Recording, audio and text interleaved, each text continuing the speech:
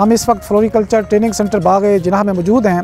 हमारे पास मुख्तलिफ़ किस्म के विंटर एनिमल्स हैं जिनको हम बतौर कमर्शियल बुनियादों पर उगा सकते हैं, जिनमें मैरीगोल्ड सबसे आसानी से उगाया जा सकता है। इसके अलावा इंट्राइनम है, उसको भी हम लोग उगा सकते हैं, कार्नेशन है और स्टाक है और एस्टर वगैरह है। आज हम आपको मैरीगोल्ड की कमर्शियल प्रोडक्शन टेक्नोलॉजी के हवाले से डिस्कशन करेंगे।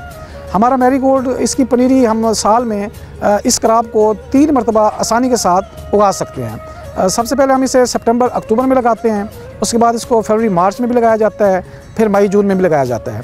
टोटल क्रॉप ड्यूरेशन 120 डेज़ का होता है।